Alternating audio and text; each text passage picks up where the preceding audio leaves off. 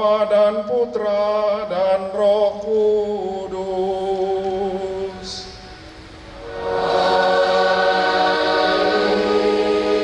Damai bersamamu.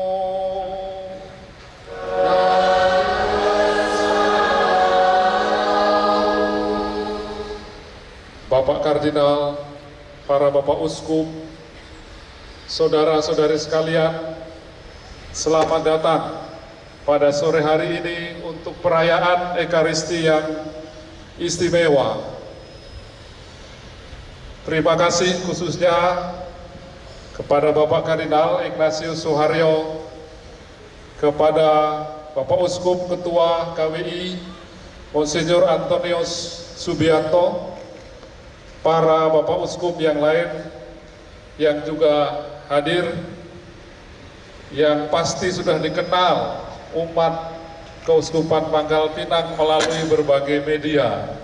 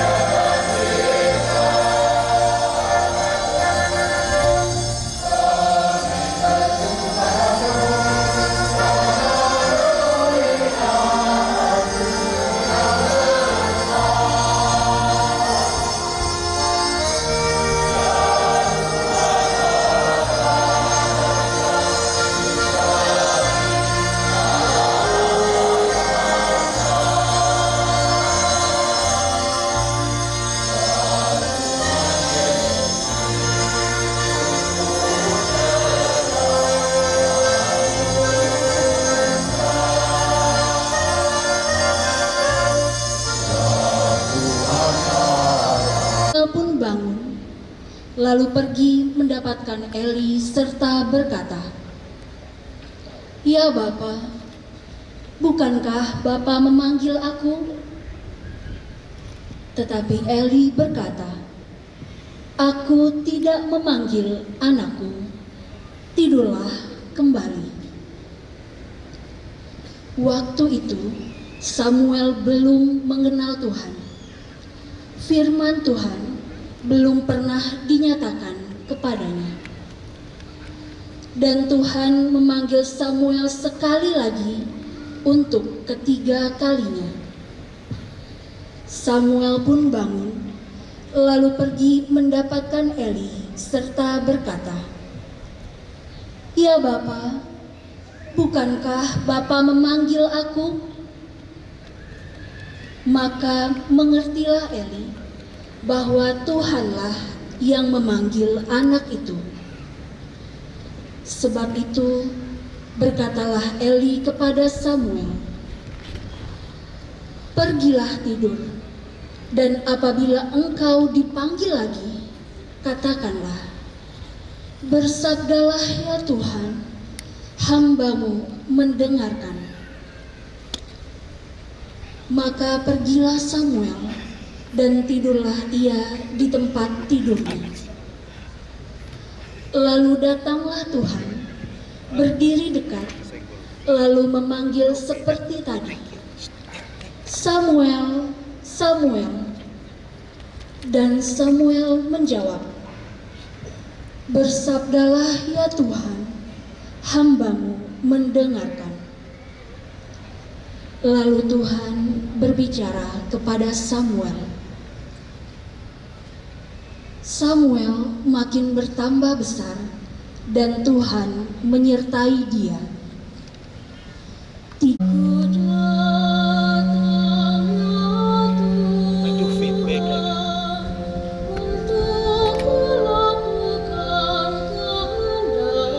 Suaranya bagus kan dengan pendek itu.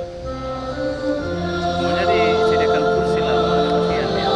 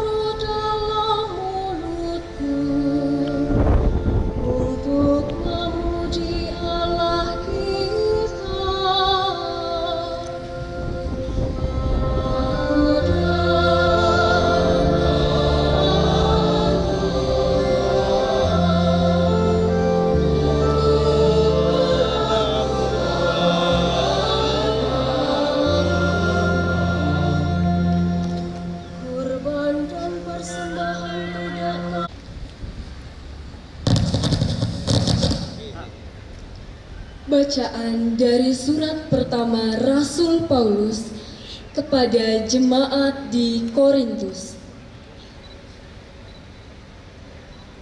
Saudara-saudara, tubuh bukanlah untuk percabulan, melainkan untuk Tuhan, dan Tuhan untuk tubuh. Allah yang membangkitkan Tuhan Yesus akan membangkitkan kita juga oleh kuasa-Nya.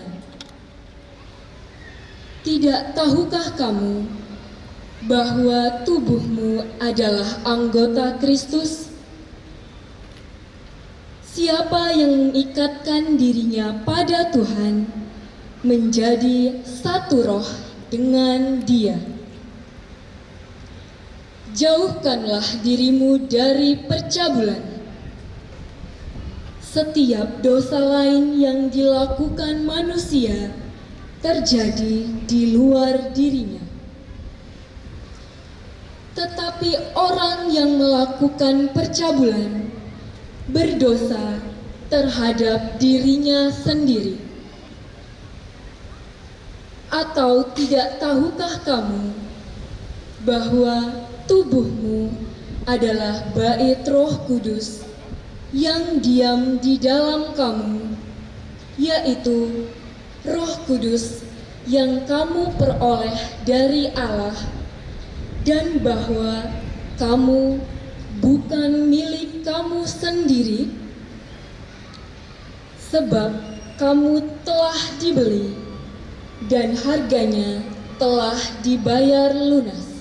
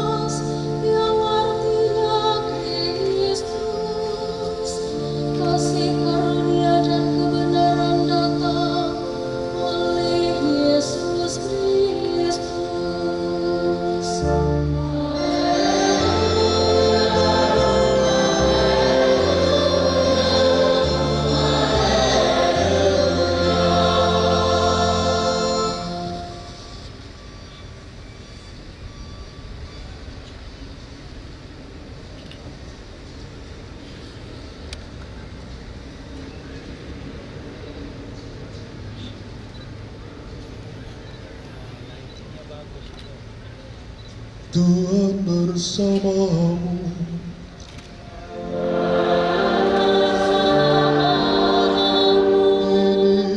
Inilah Injil suci menurut Yohanes.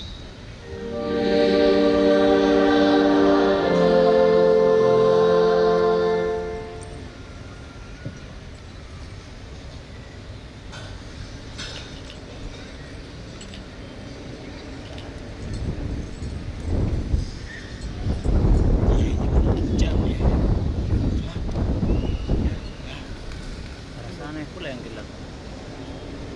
Kalau anginnya kencang kan? Kalau anginnya kencang. Sekali peristiwa, Yohanes berdiri bersama dua orang muridnya di tempat ia membaptis orang di Sungai Yordan. Ketika melihat Yesus lewat, Yohanes berkata, "Lihatlah anak domba Allah." Mendengar apa yang dikatakan Yohanes, kedua murid itu pergi mengikuti Yesus. Tetapi Yesus menoleh ke belakang. Melihat bahwa mereka mengikuti Dia, Yesus lalu berkata kepada mereka, "Apakah yang kamu cari?" Kata mereka kepadanya, "Rabi," artinya guru, "di manakah engkau tinggal?" Yesus berkata kepada mereka, "Marilah, dan kamu akan melihatnya." Mereka pun datang dan melihat di mana Yesus tinggal, dan hari itu mereka tinggal bersama-sama dengan Dia. Waktu itu kira-kira pukul 4.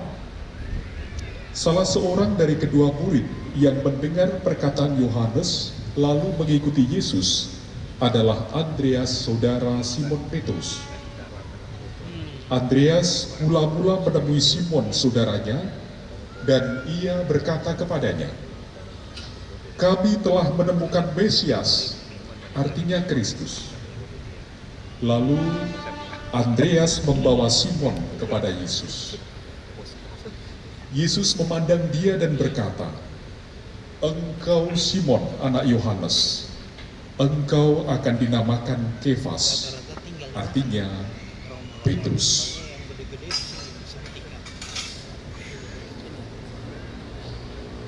Demikianlah sabda Tuhan.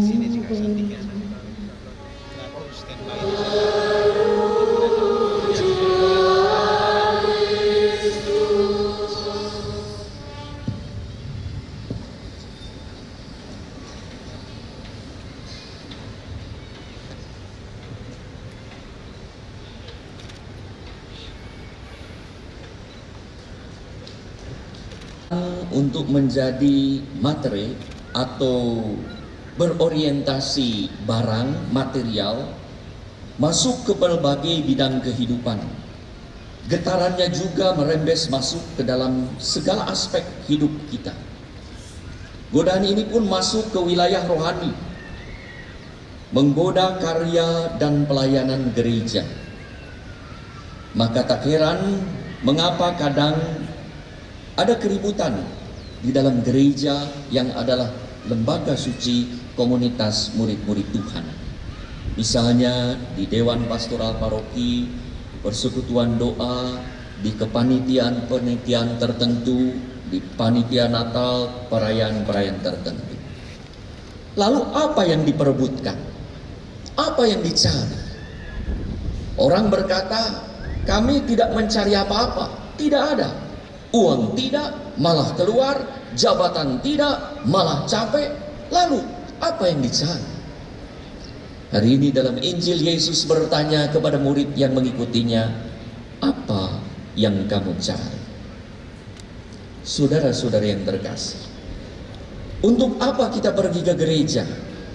Untuk apa kita aktif? Untuk apa kita ke sini? Untuk apa? Apa yang kita cari? Pernah seorang imam bercerita kepada saya.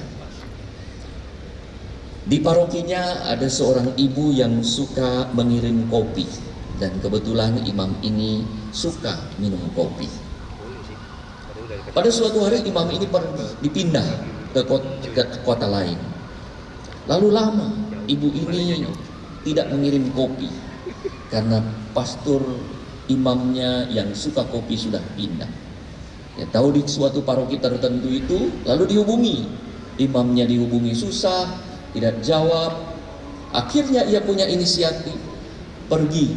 Dia telepon ke sekretariat, kapan misa pastor yang bersangkutan itu merayakan Ekaristi. Pasti bisa ketemu di sana. Dan betul, dia datang pada jam misa di paroki itu dari luar kota, jauh. Dan waktu tiba saatnya komuni, dia tunggu pasturnya ada di mana nih yang suka minum kopi ini, di kiri apa di kanan. Maka kalau di kiri dia pindah ke kanan, kalau di kanan dia pindah ke kiri. Jadi dia lihat, coba, dan betul dia berdiri. Waktu tubuh Kristus, amin, tubuh Kristus, pastor itu pun kaget, ibu ini datang. Waktunya tubuh Kristus, ibu itu menjawab, pastor, saya bawa kopi. Jadi ibu itu ke misa bukan untuk komuni, tapi untuk memberi kabar, saya bawa kopi. Di paroki lain, seorang pastor dari Sumatera bercerita juga pada saya. Namanya dengan marga kebetulan Sihotang. Waktu bagi komuni, tubuh Kristus, tiba-tiba ada mama. Tubuh Kristus, pastor, saya juga Sihotang. Pastor lain lagi cerita pada saya, seorang yang jarang sekali kelihatan di gereja, tiba-tiba kelihatan di gereja, seorang bapak. Lalu pastor itu berkata, Romo itu, Pak, tumben ke gereja? Iya pastor, saya ke gereja ini untuk cari teman saya yang punya hutang, karena saya tahu dia aktif di gereja. Jadi ke gereja untuk mencari orang yang punya hutang. Saudara-saudari yang terkasih, dalam Injil dua murid Yohanes mengikuti Yesus. Karena apa? Ditunjukkan oleh Yohanes, lihatlah anak domba Allah. Yohanes menunjukkan kepada para muridnya dua untuk mengikuti Yesus. Lihat bukan hanya suatu penampilan fisik, tetapi juga lebih pengenalan dan perjumpaan rohani. Yohanes Pembaptis meminta muridnya untuk mengenal dekat dan menjalin relasi dekat dengannya. Yesus tahu bahwa dua orang mengikutinya. Lalu Yesus ingin tahu motivasi apa yang mendorong mereka mengikutinya. Maka Yesus bertanya, apa yang kamu cari? Murid-murid spontan menjawab, Rabi, di mana engkau tinggal? Seakan-akan murid-murid menjawab, Rabi, Guru, saya tidak mencari sesuatu. Kami tidak mencari barang. Baru setelah itu para misionaris berdatangan, memperkuat dan mempercepat perkembangan iman umat di wilayah Pangkal Pinang ini. Hingga menjadi seperti saat ini kita merayakannya di Batam. Tanpa dorongan misioner Pak Paulus ini, kita tak sampai pada perayaan 100 tahun Keuskupan Pangkal Pinang yang mengambil tema sukacita menjadi gereja partisipatif dan sinodal. Kita pun ditanya oleh Tuhan pada hari ini, apa yang kamu cari dengan mengikuti aku? Bagaimana menjadi gereja keuskupan? Bagaimana menjadi kevikepan? Bagaimana menjadi paroki yang berjalan bersama? Bagaimana menjadi gereja yang para anggotanya sadar akan martabat baptisan seperti Bapak Paulus? Seandainya Samuel malas bergerak ketika tidur, tidak mendengarkan panggilan Allah, mungkin ia tidak akan menjadi nabi besar. Ketika tadi dibacakan ada anak kecil tuh, apa itu drama Samuel, lari 4 kali tuh. Samuel berlari sekali, lalu balik lagi 2 kali panggilan kedua, 3 kali panggilan anak-anak. Keempat kali dengar bersablah Tuhan, sampailah ke bapaknya, selesai gitu. Itu drama atau apa itu? Jadi karena bergerak, 2 murid Yohanes yang ditunjukkan oleh Yohanes, inilah anak domba Allah. Kalau malas bergerak, tidak mungkin menjadi Rasul Yesus. Demikian pun Andreas, kalau malas bergerak, tidak menyampaikan kepada Petrus, inilah Mesias. Kalau Petrus malas bergerak, tidak pernah mungkin Petrus menjadi Rasul utama dan Paus pertama dalam gereja. Mari bergerak, hilangkan godaan mager atau malas bergerak. Misioner, panggilan misioner keberhasilan kita diawali dengan beranjak dan bergeraklah, terutama ke tempat-tempat pinggiran yang jauh. Saudara-saudari yang terkasih, pepatah Afrika yang seringkali disampaikan oleh Paus Fransiskus adalah, jika ingin berjalan cepat, berjalanlah sendiri, karena dengan sendiri saudara bisa berlari, tapi tidak akan tahan lama. Maka jika ingin berjalan jauh, berjalanlah bersama-sama dengan saudara, dengan sahabat, kerabat, bersama dengan teman. Saya tambahkan, jika ingin berjalan jauh dan cepat, berjalanlah bersama-sama dalam semangat partisipatif dan sinodal, sebagaimana diungkapkan dalam tema 100 tahun Keuskupan Pangkal Pinang yang kita rayakan di Kepikepan Kepulauan Riau ini. Partisipatif berarti bukan bertanya apa yang saya cari di gereja, tetapi apa yang mau dan mampu saya beri di gereja ini demi kemuliaan Tuhan dan demi berkat bagi banyak orang. Semoga gereja Keuskupan Pangkal Pinang sungguh berjalan bersama dalam semangat partisipatif dan sinode bersama dengan para uskup seluruh Indonesia, baik yang hadir maupun yang ada di tempat masing-masing. Saya mengucapkan selamat ulang tahun 100 tahun Keuskupan Pangkal Pinang. Selamat berjalan dalam semangat partisipatif dan sinodal hingga bersukacitalah banyak pulau. Tuhan memberkati.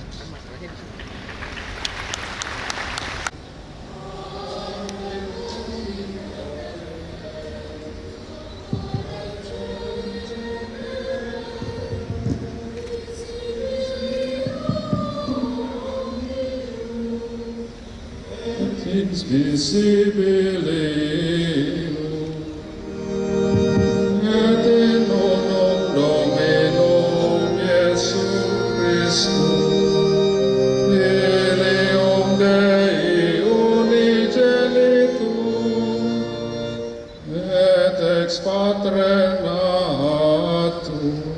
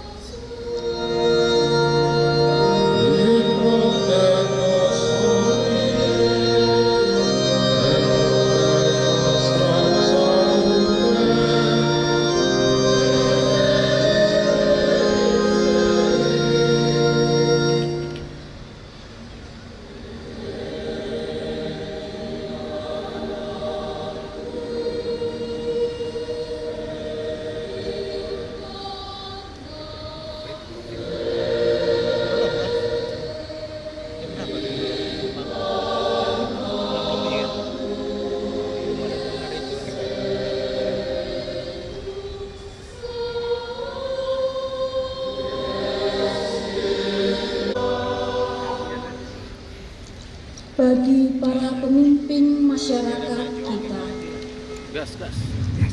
Allah Bapa yang Maha Bijaksana, terangilah para pemimpin masyarakat kami dengan terang Roh Kudus-Mu. Semoga mereka selalu menjaga suasana hidup yang sehat dan wajar, serta membuka kesempatan berkembang bagi semua orang. Marilah kita mohon.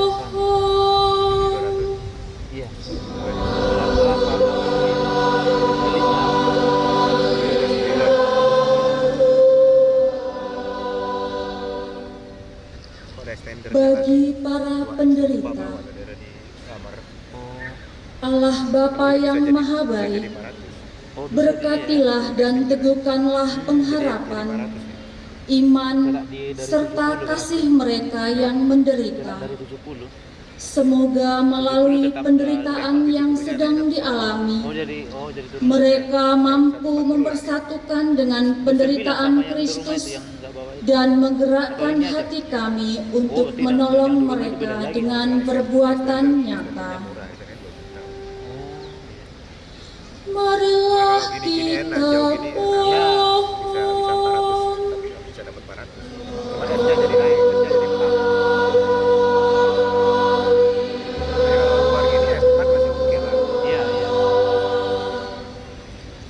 Bagi kaum muda di antara kita, Allah Bapa Maha Setia, teguhkanlah iman kaum muda kami dan kobarkanlah pengharapan mereka. Semoga mereka berani menanggapi panggilan-Mu dan bersedia mengikuti Kristus dalam mewartakan kerajaan kasih. Marilah kita mohon.